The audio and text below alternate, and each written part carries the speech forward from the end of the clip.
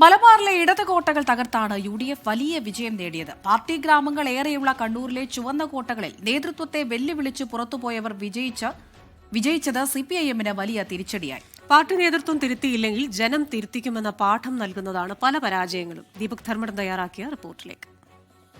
മലബാറിലെ ഇടതുകോട്ടകൾ തകർത്താണ് ചരിത്രത്തിലെ ഏറ്റവും വലിയ സീറ്റുമായി കോൺഗ്രസ് വലിയ ഒറ്റകക്ഷിയായി ഭരണത്തിലേക്ക് തിരിച്ചു വരുന്നത്. പണ്ടേ പാർട്ടിയുടെ ഉരുക്കുകോട്ടകളിലാണ് ഇക്കുറി കനത്ത തിരിച്ചടി.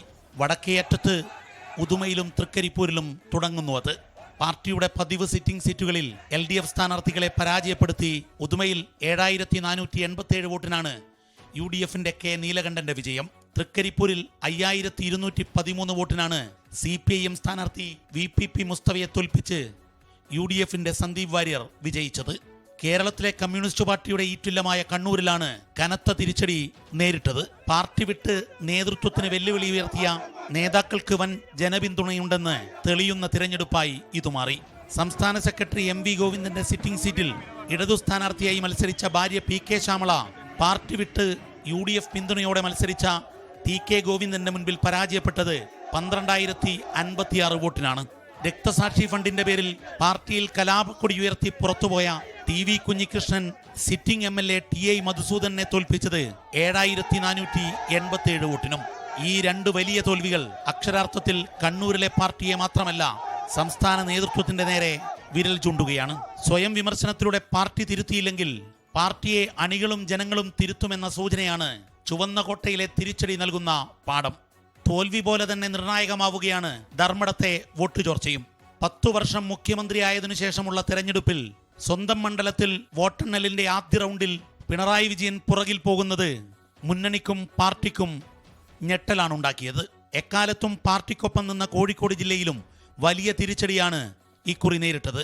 ഇടതുകോട്ടയായ പേരാമ്പ്രയിൽ ഇടതുമുന്നണി കൺവീനർ TP രാമകൃഷ്ണൻ 5087 വോട്ടിനാണ് പരാജയം ഏറ്റുവാങ്ങിയത്. കോഴിക്കോട് നോർത്തിൽ ജനകീയനായ തോട്ടത്തിൽ രവീന്ദ്രനും തോൽവി ഏറ്റുവാങ്ങി. മലബാറിലെ സിറ്റിംഗ് മന്ത്രിമാർ AK ശശീന്ദ്രനും രാമചന്ദ്രൻ കടന്നപ്പള്ളിയും സിറ്റിംഗ് മണ്ഡലങ്ങളിൽ ദയനീയമായി തോൽവി ഏറ്റുവാങ്ങി. കനലൊരു തരിയായി മുഹമ്മദ് റിയാസ് മാത്രം സിറ്റിംഗ് മന്ത്രിമാരിൽ വിജയിച്ചു. ബേപ്പൂരിൽ ഭൂരിപക്ഷം കുറഞ്ഞു ആ വിജയത്തിനും. എന്നാൽ റിയാസ് നേരത്തെ പറഞ്ഞ 82,000 വോട്ടോളം ലഭിച്ചു എന്നത് മാത്രമാണ് ആശ്വാസം.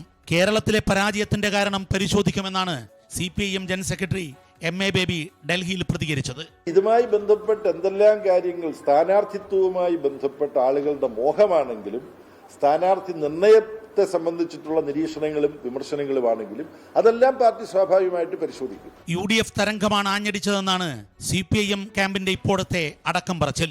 എന്നാൽ ഈ ഇടതുവിരുദ്ധ തരംഗം ഉണ്ടെന്നത് നേരത്തെ തിരിച്ചറിയാൻ പാർട്ടിക്കോ മുന്നണിക്കോ എന്തുകൊണ്ട് സാധിച്ചില്ല എന്നതാണ് നിർണായകമായ ചോദ്യം. ന്യൂനപക്ഷ വോട്ട് ഏകീകരണം തിരിച്ചടിയായി എന്നതാണ് മറ്റൊരു പ്രാഥമിക നിഗമനം. എന്നാൽ ഈ ഏകീകരണം എന്തുകൊണ്ട് പാർട്ടി ഗ്രാമങ്ങളിൽ നിന്നുപോലും പാർട്ടി നേതൃത്വത്തിന് കണ്ടെത്താനാകുന്നില്ല എന്നതാണ് മറ്റൊരു നിർണായക ചോദ്യം.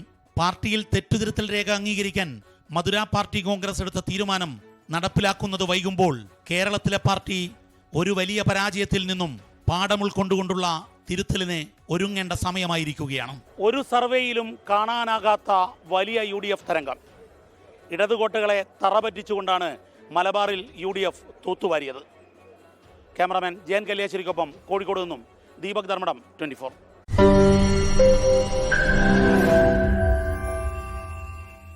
ലോകത്തെവിടെയായാലും ഏത് സമയത്തും 24 വാർത്തകളും ഓഗ്മെന്റഡ് റിയാലിറ്റി പാക്കേജുകളും എക്സ്പ്ലെയിനറുകളും വിശദമായി കാണാൻ ഞങ്ങളുടെ YouTube ചാനൽ നിങ്ങൾക്ക് സബ്സ്ക്രൈബ് ചെയ്യാം.